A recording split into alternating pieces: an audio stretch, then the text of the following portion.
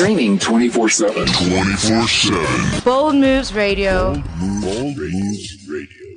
Afrika nakupenda sana. Oh, Afrika nakupenda sana. Good evening, good afternoon, and debate rages on whether this time is evening or this afternoon, but whichever you choose to take, it's up to you.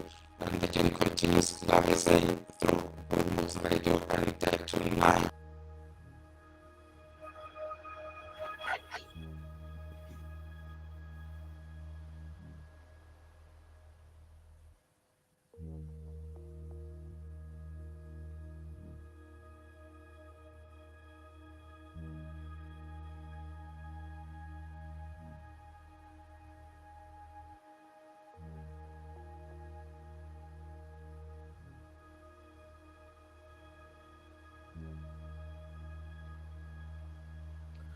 A very good evening to our beautiful Bold Moves listeners. We are happy that you are with us today. We are happy to join forces with you yet again on this beautiful Thursday evening. Looking forward to a beautiful show where we discuss the pertinent issues of our beautiful country. So today's show is that of the NEHEMIAH phenomenon, if our listeners could allow me to put it that way. The story of Nehemiah, as told in the Bible, challenges citizens of every country to be patriotic, to commit to building and protecting their countries. As a nation, we owe it to our beautiful country to contribute to building it and protecting it for generations to come. So this baby that is South Africa, it's not only for ours who are alive in this very day, but for generations and generations to come. So we ought to build and leave a beautiful legacy that those who come after us can be very proud of what has been left behind by those who came before them.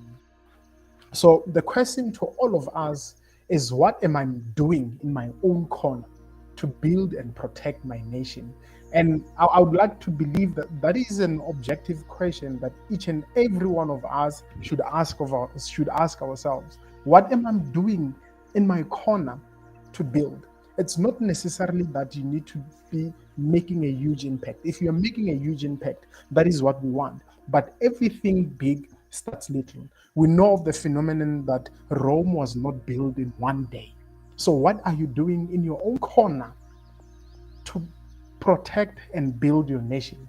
So tonight we have our guest to help us answer this question as we take a journey on her life and contribution in the area of health, education, and charity. She is a nurse by profession with a deep appetite for knowledge.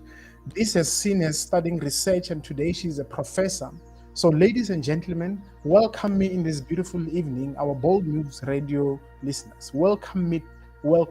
Help me welcome Professor Patrone Rebecca Risenga. Good evening and welcome to the show, Prof. Good evening, listeners, and to our presenters. Thank you. That way we have just introduced and welcomed Professor Risenga. Professor,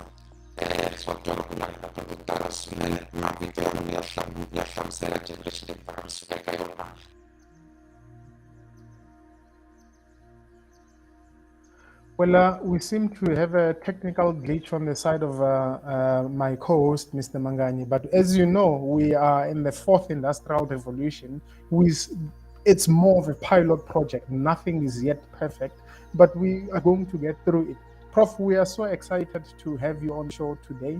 We've actually been waiting to have a guest of your caliber, so that we can learn more from you. We can learn what you are doing in your own profession to build SA, to protect SA. So briefly, Prof, may I ask, what do you have for us? What do you have for us tonight before we proceed with the show? Thank you so much, presenters and listeners. I'm going to share with you the work that is done by me under Singita Charity Foundation, which started in 2016 and also the kitchen soap that we are also doing at Oliven. And another project that we're doing is assisting grade 12 learners to apply, and also the metric farewell, activities, as well as teenage pregnancy. So these are the things that I'm going to share with you tonight. Okay, great. Thank you so much, Prof. Thank you, much appreciated. So, Prof, you seem to have a natural appetite for education. I will give our listeners a bit of your background. I'm moving a bit away from the orthodox way of doing things, but I couldn't ignore this one. So, you seem to have an appetite for education. What is the motivation, both internally and externally? What is the drive behind your hunger, like your deep, insatiable hunger for education? I thank you so much. That even the Bible says, God says, the nation is dying because of lack of knowledge. And I grew up as a very Mhm. poor child and orphan. And I looked at my life and said, no, I don't want my children to go to use it to live the life that I lived. And then I felt the only way Yes. to try and change their environment is for me to go to school. That motivated me to say I want to change. If they are kids or whatever, I want to change this type of a legacy in my life, and I want to make something different, not to to improve the future of the children, or my children, or the community at large. Thank you.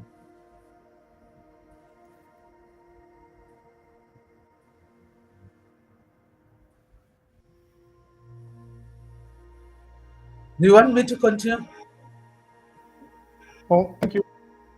Yes, Prof, you can share a bit with our listeners. We are here to learn today. You are not here to Okay. to be questioned more about the co-host of the show, but we are here to delve and dig into the fountain of knowledge that is before us, that has graced our TV screens tonight. Okay. And thank you so much. And I went on to do my studies.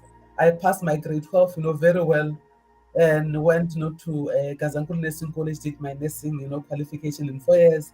And I felt that was not enough. And then, proceeded to release. I did my degree, record time with distinctions, Mhm, and went for honors again at the UNISA, distinction again, went for masters at UNISA, and then mhm. I went for my second masters Yeah. overseas.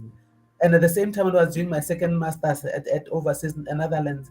I was doing another qualification at two qualifications in South Africa. So I did three qualifications at the same time. The other qualifications I was doing in the University of Johannesburg, the other one Mhm, in, and then the third one, Maastricht. So because in Netherlands, university, usually the sunset is around 22 hours in the evening. So I had more time to study all other qualifications. So when I came back, I had to go and do practicals at UJ at the same time trying to push my studies at University of Rwanda. And with God's grace, I passed all the qualifications at the same mhm, time and graduate. So, truly speaking, I had the hunger for education, and because I see that education helps. When you're educated, you can access anywhere, you can mhm, go anywhere, you can change the world, and that's how then I felt it's great for me to try and delve in education and try to improve my life and the life of the people that are next to me and in the country at large. So that was great. mhm, mhm. But maybe going back to the issue of why then give, why the move not to give. This started in 2016, and when I came back from work, I got a list at home, a table with the name of 30 kids. And I said, what's happening with the name of 30 kids? And then Singi said she went she was having half term because she was at Kanyisa. So they had half term. So when she was standing outside Mhm. looking at other kids who were going to school, she saw kids with a torn uniform. So she followed the kids not to school, and she went to said to a principal, "Principal, is Yes. it possible that you have kids who are dressed like this in your school?" The principal said yes. And she said to her principal, "Can you please write a list of the kids who are not having no good uniform in your school?" And she was 15 by then. And then the principal, didn't Mhm, hesitate, wrote a list for Singi. And when I came back from it, then I got a list. And Singi, I mhm, said, "What is the list all about?" Singi said, "Mama, we must buy these kids uniform. These kids are going to school mhm, without uniform. It's winter." And I said, "Where do you think I'll get the money?" She said, "From your salary." and she had Mm-hmm. money as well. I said, "How much do you have?" She said she had 100 rand. I said, 100 rand. She said, okay. Then we went out with Singi to the mall to get a quotation. She gave me the 100 rands. And then definitely sure we bought uniform for schools in section E in Guyana. And now is the time to hand over the uniform to the kids. Singi says, no, you can't just hand over uniform without food. Make arrangements for something special. So I had to go and get a cake from Mm-hmm. Spa, buy some drinks and water. Then we went to Notuburonga and then gave 30 Mm-hmm. kids. And that's how it started. And then since 2016 until today, then we are giving uniform to schools. So what we give, we started with 30 kids, but now the number is very high. We're giving a full uniform from your socks, your shoes, your trouser, and your shirt. If it's a boy child, and if it's a girl, whether they're using tunic, skirt, or shirt, that's what we give. But though currently we only Yes. give a set of uniform to one child, but that's what we are doing. And the process Okay. that is Thank you. taken to go through this, the principal and the SGB identify the kids, and then they send them the list not to us, and then we go and buy the uniform, then go to school and give the uniform. So that is the first project that we are Yes. doing at community level. Yes. If I may come in just right there, Prof, before we continue, I'm getting a sense that from what you've said so far, this is just the tip of the iceberg of what we are facing. There's a lot more that you are doing. And I would like to take us back just a little bit and focus a little bit on your education, on the point that we started with. I just need to bring our listeners into um, um, acquainting them with the guest who is before us today. And I see your CV, Prof. When I looked at your CV, to a certain extent, I felt a bit uneducated. But I understand that you need to look up to someone. We cannot all be in the same level. And we are joined by Prof. Risenga tonight. Prof. Risenga has studied, like she did not play with books. Prof. Risenga primarily is a nurse. She holds a diploma in nursing science, so in general nursing, psychiatric and community, and midwife from the former Gazankulu Nursing College. She has a BA degree in nursing, that is in nursing education, nursing management. That was honored to her by UNISA.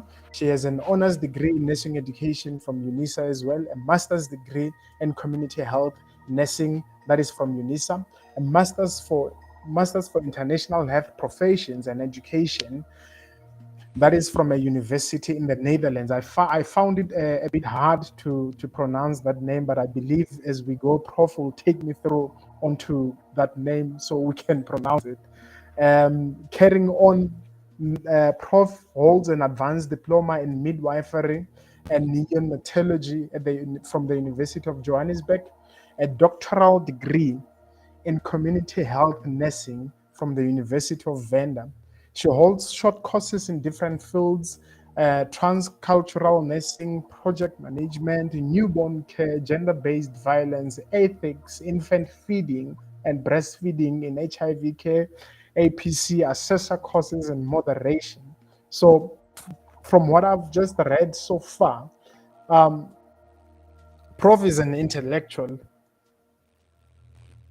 Prof is an intellectual. She has studied. And when we say she has a deep, insatiable hunger for education, just by looking at her CV, we know, we see that Prof has done her best to attain the accolades that she holds up to this far. Well, Prof, I want to move on to the next question now that our listeners um, have got to be acquainted with you just in this short space of time. Why did you decide to pursue a nursing profession? I had passion for taking care of others. I didn't want to see a person get hurt or sick. I wanted to go there and find out what's wrong with you. Are you sick? What's happening? So I had that heart of assisting others, and then I felt the perfect profession for me would be nursing because I'll be closer to patients. And I love seeing a person. going home healthy, or maybe anyone who's sick, to get well. So that's why, and because that is the only environment where you have holistic care. You have a chance of looking at all areas of health of a person. You look at the mental Mm-hmm. aspect, you look at the physical aspect, you look at the emotional Mm-hmm. aspect. Well, that is a perfect area for me because anyone who comes no closer to me, I will have the holistic approach not to try and look at a person, are you healthy? And then, Yes. so I felt that is a perfect environment for me to assist our communities. Thank you, Prof. We may not be in the traditional streamline radio, but we do need to pay some bills. If you could allow me to take this moment as we are led into an ad break, we'll get to know more on why Prof chose nursing primarily as a profession after this break.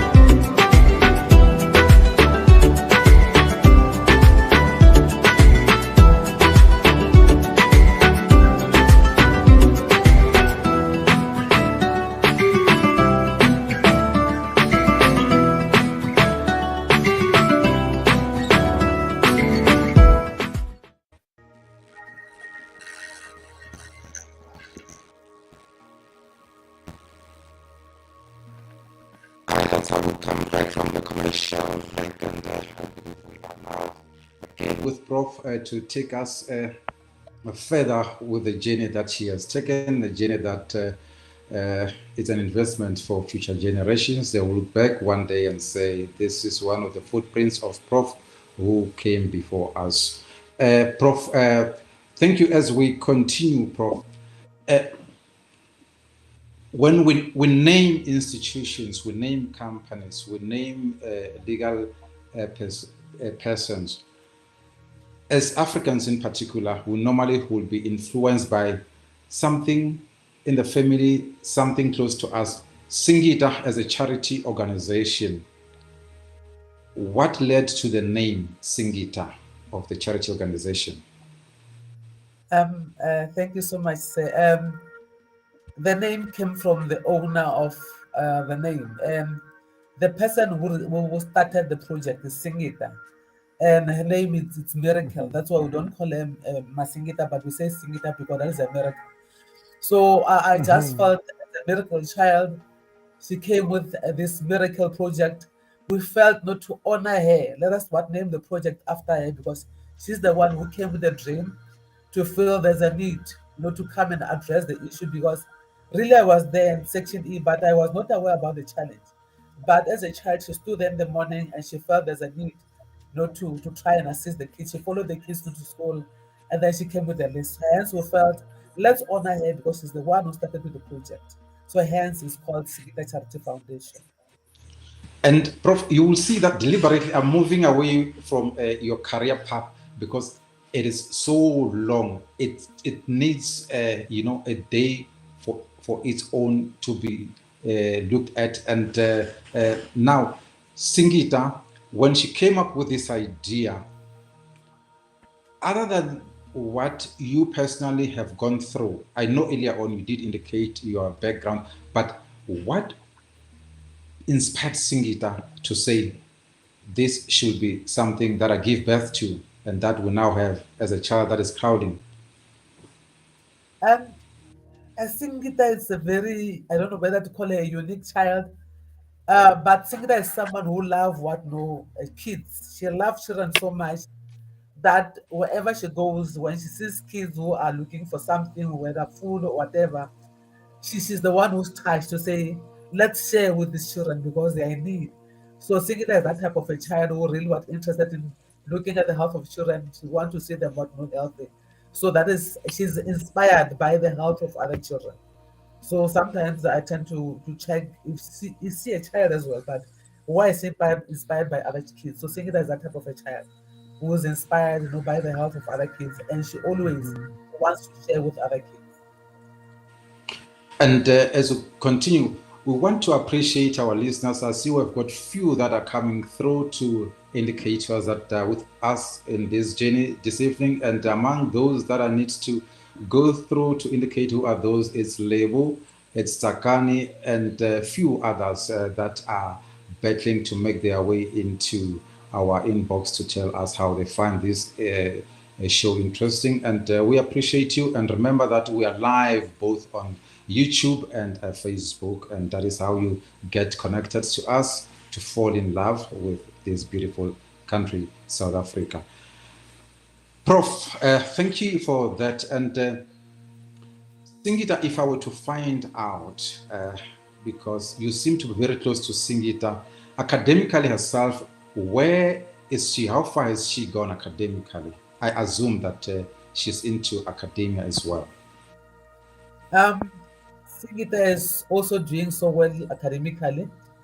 She has passed a BSc degree in psychology, and she also did the honors degree in psychology. She has recently completed a master's degree in psychology, and she also did editing, language editing. She also has done postgraduate diploma in education. She has also studied. She has now applied for PhD. So I think she's also doing so well educationally at her age. Thank you. That is impressive. Ngobeni, you agree with me that in fact, when you were reading out or sharing with us the profile of Prof, I felt like you were speaking in tongues, and now as Prof, again, she indicates to us exactly what Singita has done academically. It sounds like she's speaking in tongues. So, I never believed this until this. Look, allow me to steal from the English language that an apple doesn't fall far away from the tree. So I'm not very much surprised. But again, this brings me to a realization that I still need to sit behind my study desk and page through those papers that I haven't gone through. There is a lot more that I still need to learn. Thank you, Ngobe. And then, Prof, tell our viewers, tell our listeners, how old is Singita Charity Organization? Singita's Charity Foundation started in 2016 till to date. I think it's roughly 7-8 years. No. Okay. 6 we'll years. do the calculations as long as we know where it was founded. We'll do the calculations. In 2016 till to date. And what are some of the leading objectives of the charity organization, if I may ask? Thank you so much. Objective 1 is to take care of the young ones in South Africa by providing school uniform to them, and also, where possible, trying to assist them with application forms, giving them money to send application back to universities, and also trying to also enhance the career exhibition to our learners for them to understand what is education all about, and also to come with kitchen soup where possible. Schools that are near to us, we also facilitate the kitchen soup. And as we do that, and not only that, Singita has started last year providing matric farewell dresses to kids, for example, who want to go to matric farewell who don't have good dresses. So we have started offering that as well. If a kid wants to go to matric farewell without dresses, we also provide beautiful dresses for them to attend the matric farewell. So these are the objectives of Singita Charity Foundation, to make other kids feel that they belong to to the platform where other kids are. So that's what we do until today.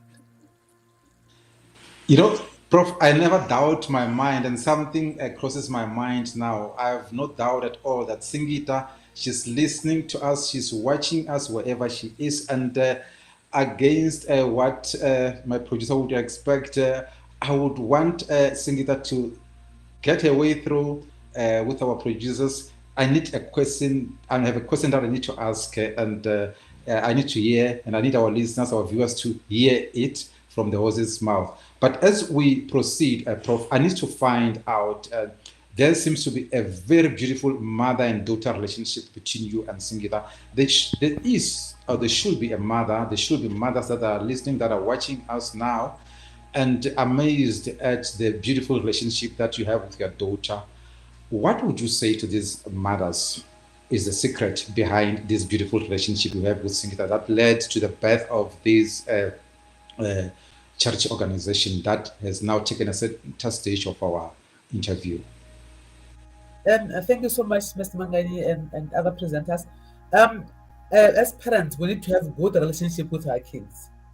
You know, kids who are not having good relationship have challenges of not communicating with their parents. So what we do, we started at an early age that we communicate. Whatever you go through, whatever you meet outside there, we communicate. And we start with prayer every day.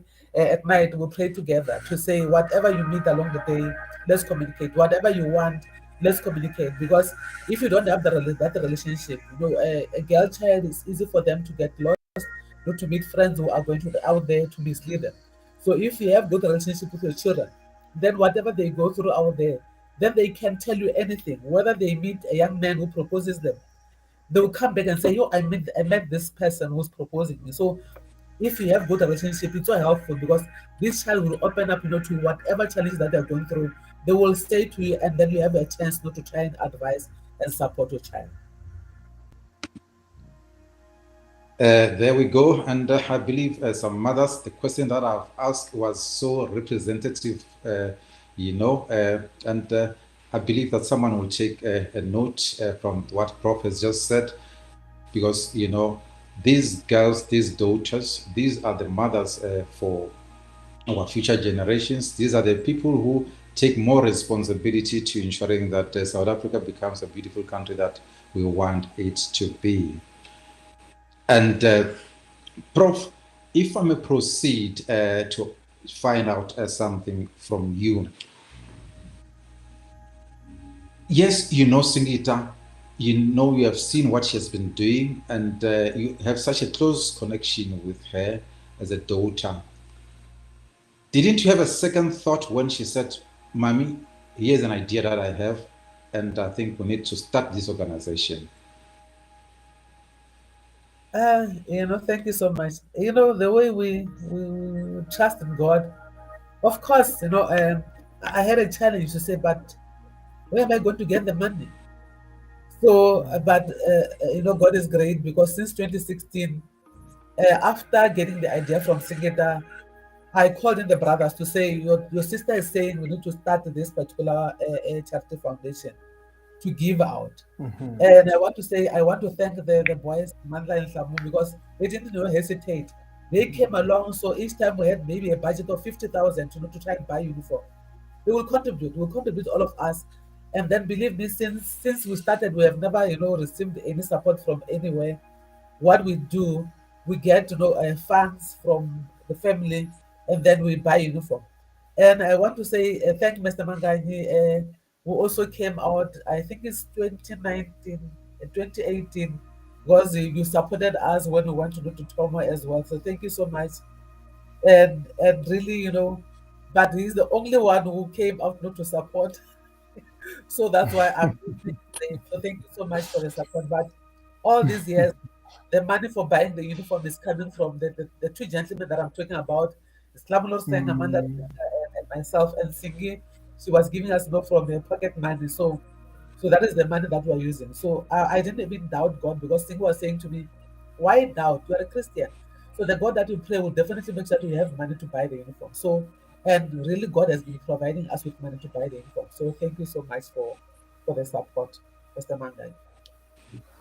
Okay, Prof, when we come back from the commercial break that we'll take now, something that I did not want to touch on, but you touched on it. To our viewers, to our listeners, indeed, she did a great job in 2016 thereabout.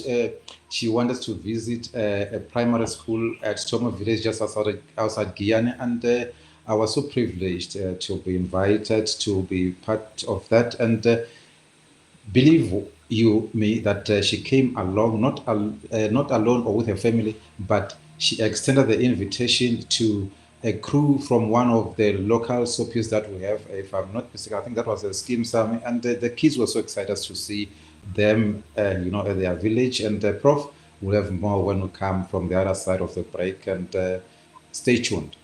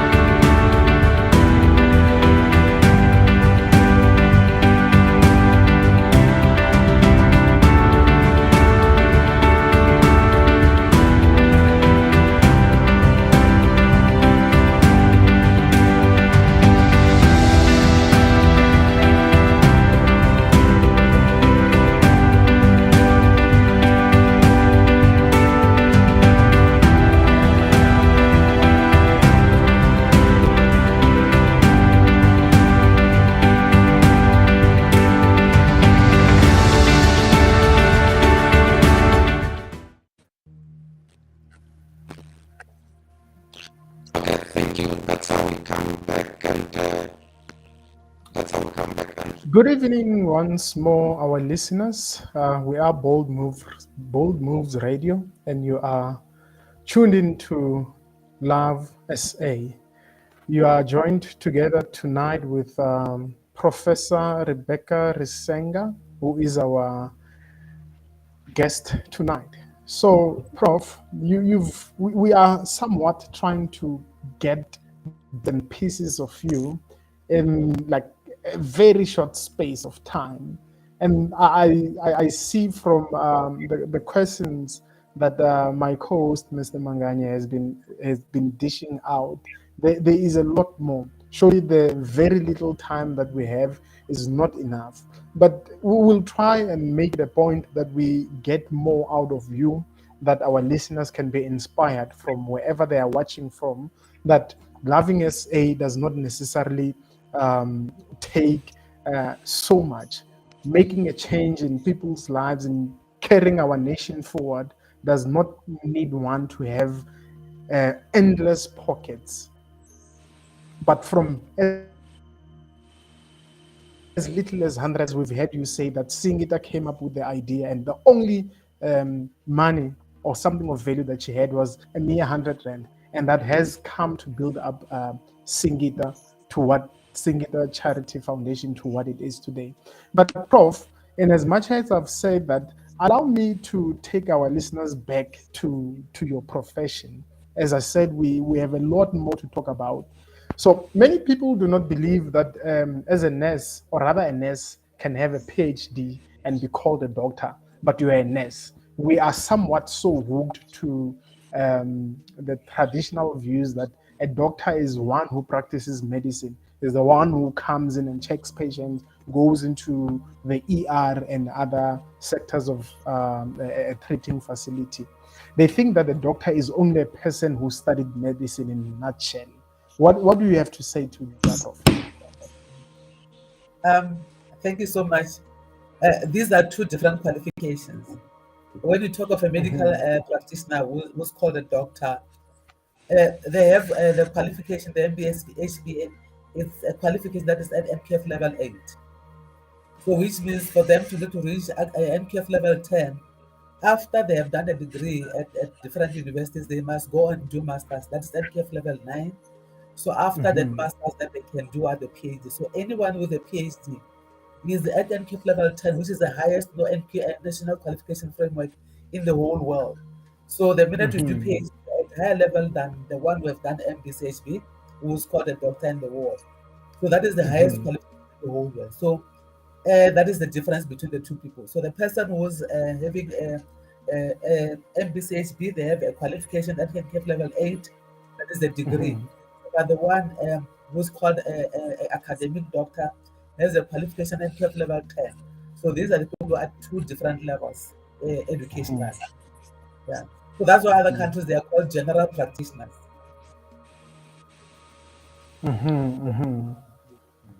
Thank you, Prof. If I may, if you would allow me to carry on that point that you were saying at this point in time, traditionally people would see a nurse as an assistant to a doctor, or rather a nurse as a subordinate to a doctor. You've just gave a beautiful distinction that these are two different professions. But in very often people just see a nurse as an assistant to a doctor.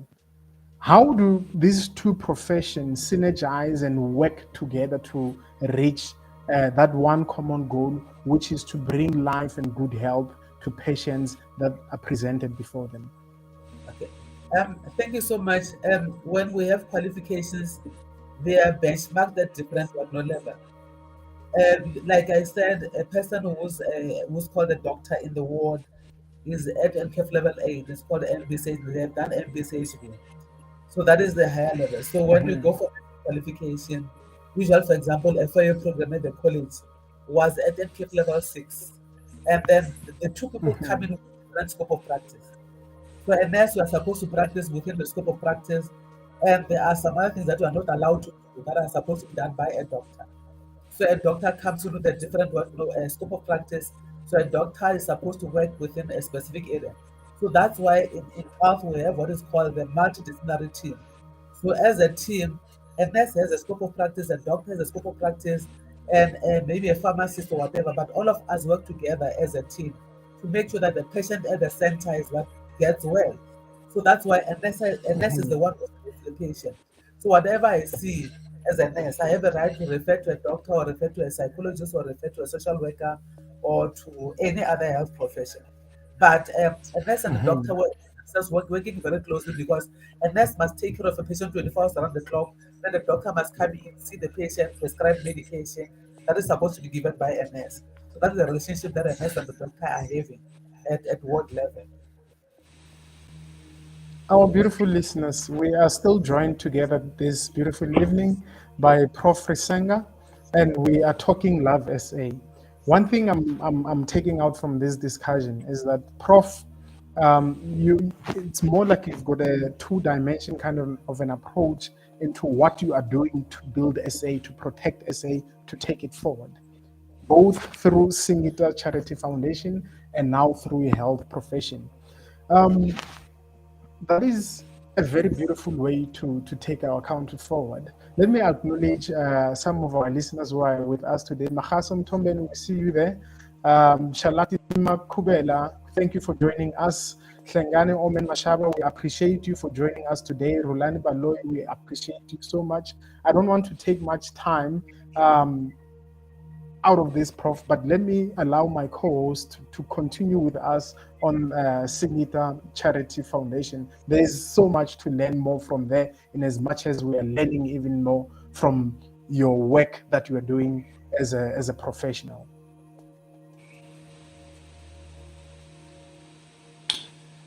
Yes, thank you. We remain connected to Prof. Risenga, who has joined us this evening.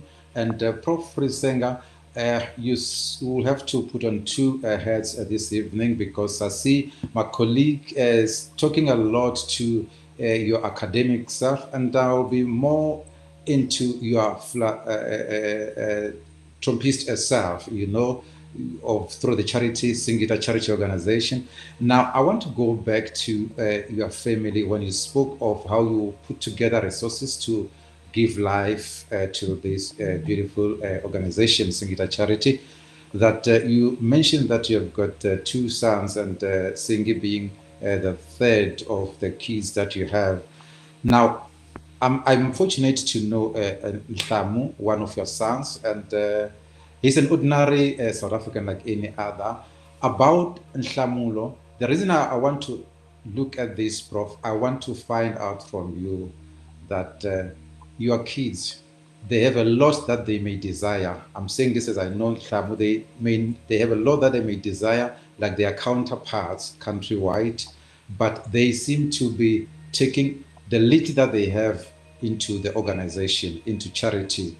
What would you say about what motivates, particularly Nhlamulo and Mandla, the other son that I know the name of? Thank you so much, Mr. Mangai. These kids are so united. When one of them come with the idea, they will want to know to come and support that. They want to make it what to not become a success. So that's why, regardless of them, whether they have or not, if there's a project, they say, you know what, let's try to see what can we cut to make sure that whatever idea is coming with and then is supported. So you are right when you say they have a lot of needs, around there. But when it comes to to uniform, they know that we say we have what we have because of God's grace. So why can't we share? So based on that, they feel sort of obliged to support their younger sister and to also support other kids. So I really thank God for them, because when it comes to that, they don't what question, but they feel, what, let's go out there and support other kids. So try to not declare themselves for whatever needs they have, but feel a need to support other kids. So they are so united. So hence, if one is having an idea, then they all out to try and support one another. So thank you so much. So your kids, in other words, Prof, they decided to do away with what would be a great life that many would opt for, just to make sure that being ordinary for the greater cause of making sure that they contribute to someone's life is the way to go. Yeah, thank you so much, Mr. Manga. You go to Kitchen Soup, you find Shambulo there, dishing out the soup, to kids and the wife.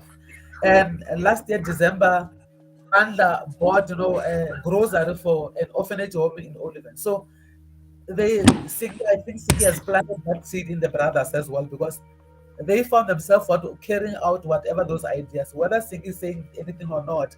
They also come with ideas to say, you know what, I want to try and plant something out there. So I think, they try to deprive themselves of any other things, but no, most of the things, but they're trying to make sure that at least what they go out there and assist.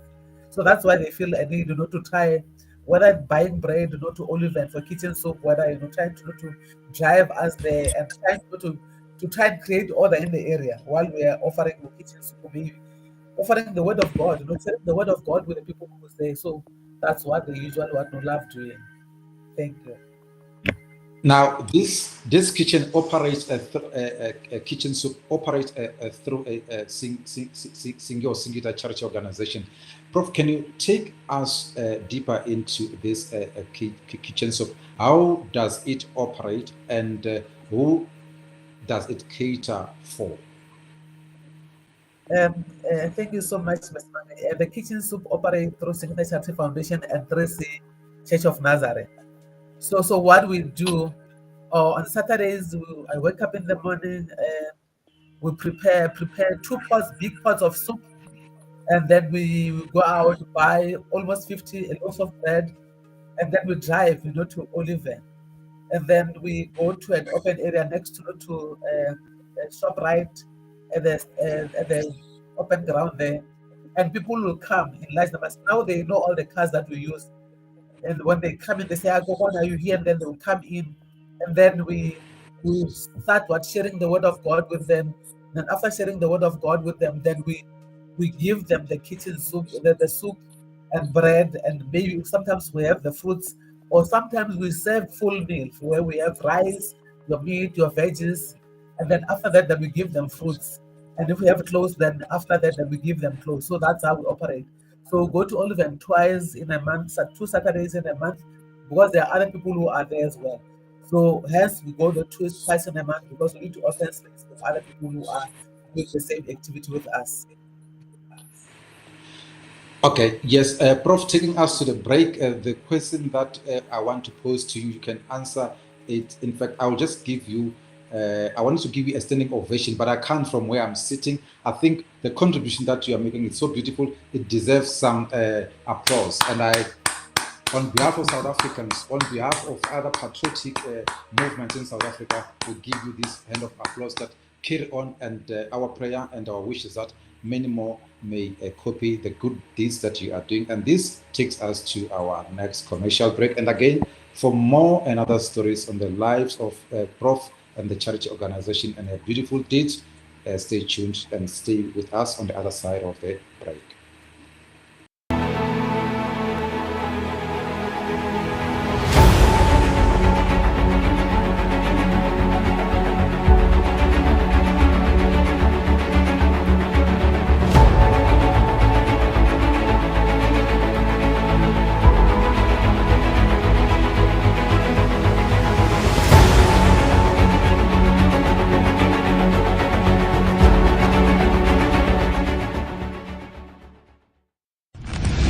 Ladies and gentlemen, here it is. Streaming 24/7. 24/7. Bold Moves Radio.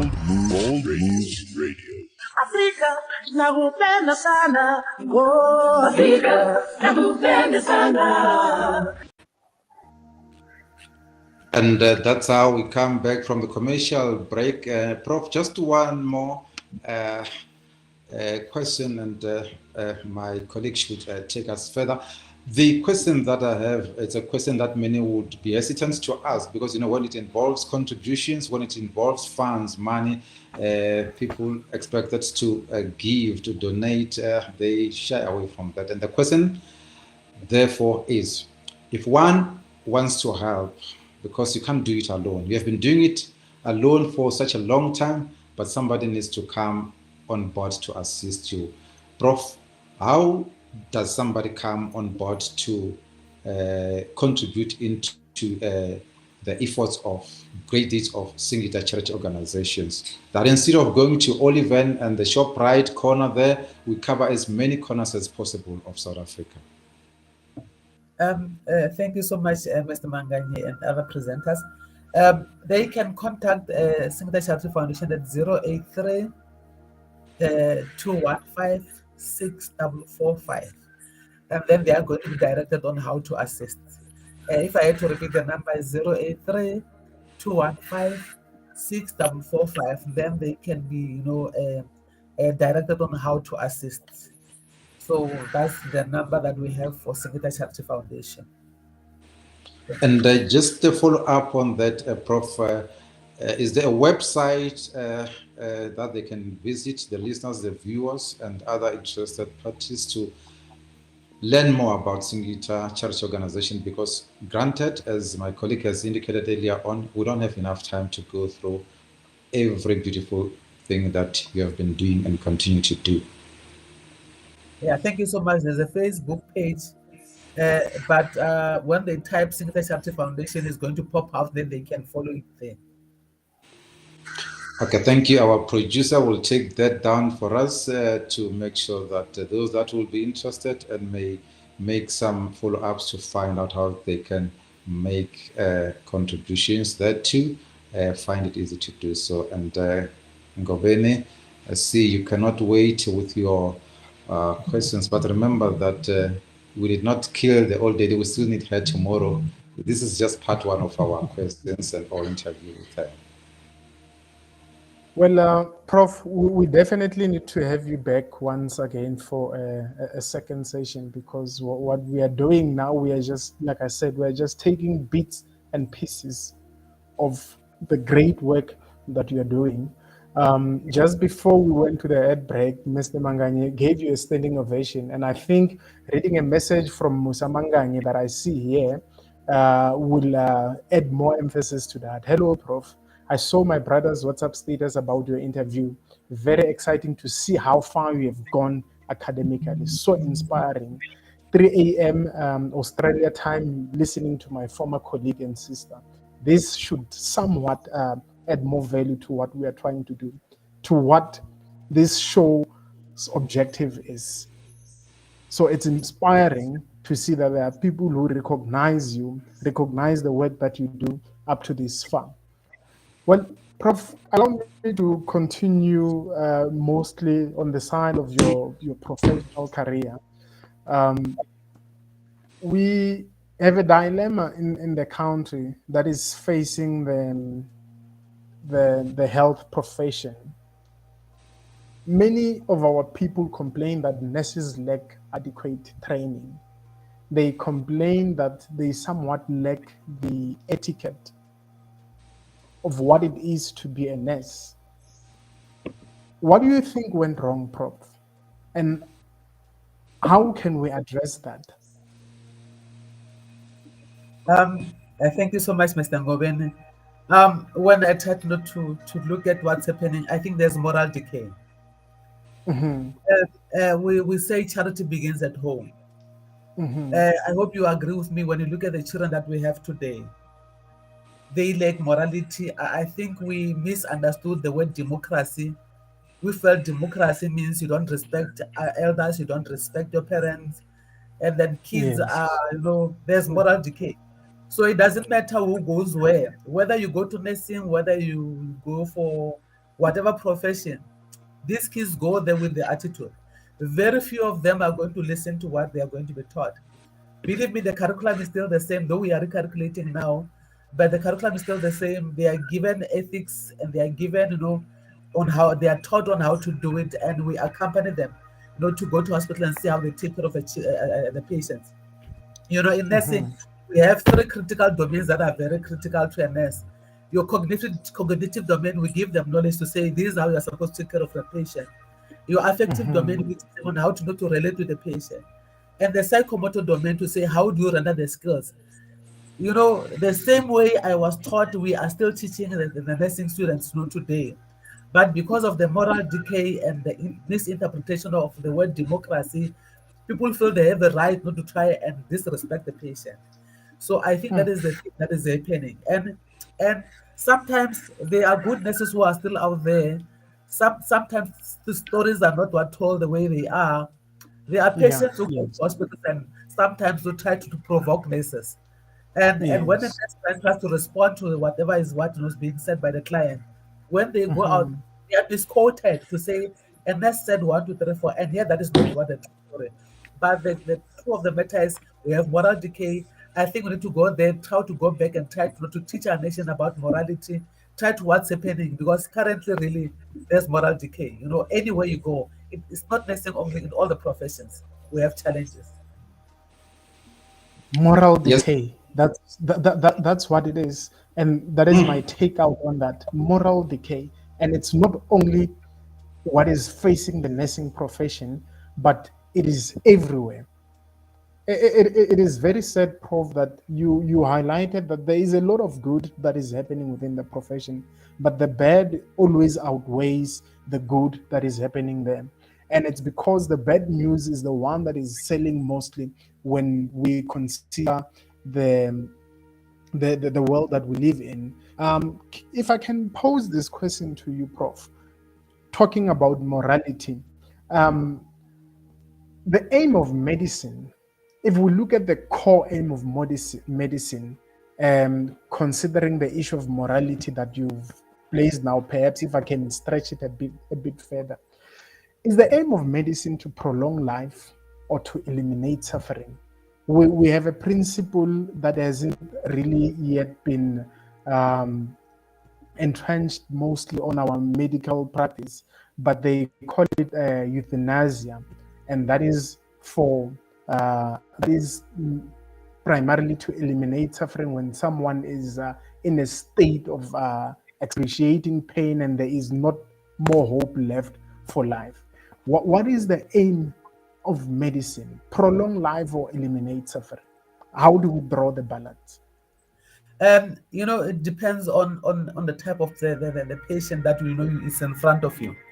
Mhm. And unfortunately, we don't have control over what's happening to people's life. People get sick, they have different conditions. But in the case of euthanasia, here's a patient coming in with a cancer, stage 4 cancer. You see the patient has pain, suffering. We are not trying not to kill them directly, but for example, you give them a drug that is going to try and alleviate, to make them free from pain. But the challenge is that the same drug that you give to try and stop the pain from the client has this other side effect of suppressing the respiratory system. So gradually the person will be dying, but without pain. So, but the aim is not to make the person die. Is to make that even if the person die, at least they die without pain. But at the same time, when we look at the definition of health, we are saying health is balanced. It means you must be physically healthy, mentally, socially, and emotionally what healthy. So it means when we try, the aim of nursing is to make sure that at least we have a balance in all the areas of the person. When we say someone is healthy, those areas must be covered. So that's why we talk about holistic care. When a client comes in, they have a wound on the leg, I must make sure that the wound is what is healed, but at the same time, touch on all the other aspects of a client. Hence, when the patient is coming in with the interview the person, and I discover psychological problem or social problem, I refer to other professionals to say, I'm taking care of this patient, but I identify this particular issue. Please, what take care of the patient, because they might come in, they need food, not to eat at home. The wound can be healed, but if there's no food at home, then the social worker must what intervene, try to assist what makes the client not to have food at home. So we need to make sure the client is healthy at all. But the issue of euthanasia, really, we cannot run away from it, because people will come in different conditions that are critical, and now you see the person is dying, so we can't allow a person die with pain. So we need to give them medication so that even if they die, peacefully without pain. So that's how we operate. Prof, I think you've answered us perfectly. I couldn't have said it any better how you structured your answer. I need to hand over to my colleague so you can wrap up on the Singita Charity Foundation. But I don't think I would be doing justice if I were to avoid this question at this point in time. There's a question from Libuan Mataba. Thank you. Evening. Thank you for such great session. What is the difference between a nurse and a professional nurse? And like briefly, Prof, can we just answer that question and then my colleague will take over? Thank you so much.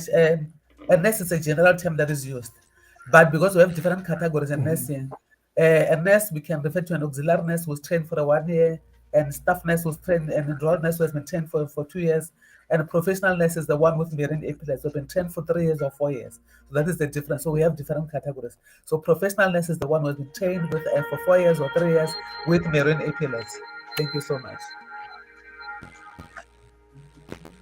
Okay, guys, Prof. Risenga that has graced our studios tonight, and she's coming live to us from Cape Town, Mother City.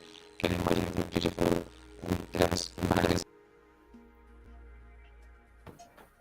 Well, Prof, apologies for that. Technology is taking the better side of us once again, but we are grateful to have had you with us this beautiful evening. If anything, I can say at this point in time is that time did not favor us, and we surely have a lot to learn from you. We surely have a lot to hear on the works that Singita Charity Foundation is doing. In fact, I'm coming to you live, not very far from Oliver, and I myself, as the co-host of this show, I would like to personally go and do the contribution that I would do in whatever possible way that I can. We have Mr. Manganyi back online. Over to him. Yes, Prof. Prof, thank you. We are drawn to an end now of our another beautiful edition of our show, but we will not do justice if I don't ask you these two questions. The first one, Cecilia Makiwane or Florence Nightingale, who would you go for, or both, and why? And secondly, which is the last one, if you were to share whatever that you feel will speak to someone in contributing to this South Africa that we hope one day will be a better one that we live in today, what would you say? In less than a minute. Thank you so much. I'll go for Cecilia Makiwane as the first blackness. Okay. Okay. Well, thank you so much, Prof. Any closing remarks from your end in these 10 seconds that I'm giving you, Prof? I'm sorry. Thank you so much. I'm banning to tell you that we also give books not to schools from grade 8 to grade 12. I arrange with schools, they write letters to me, and then they go and pack, whether it's a baggie full of books, and then we supply all the school with reading books from grade 8 to grade 12. That is another thing that is also very good that we can also try and share with others out there. Thank you so much. Okay, that is how we come to an end to today's edition, and we want to thank you once more for the support that you give this show. Give us the wings to fly, and you'll see us flying into the sky across the beautiful African continent, and of course globally subsequently. And thank you to our producer and everybody else that made this show possible. From us, till next time.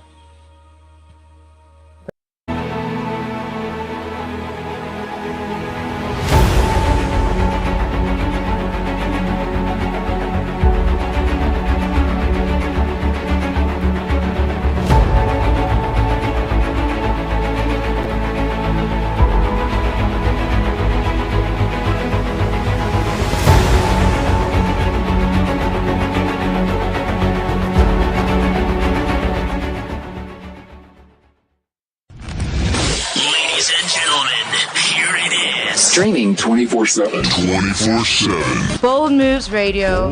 Bold Moves Radio. Afrika nakupenda sana, oh Afrika nakupenda sana.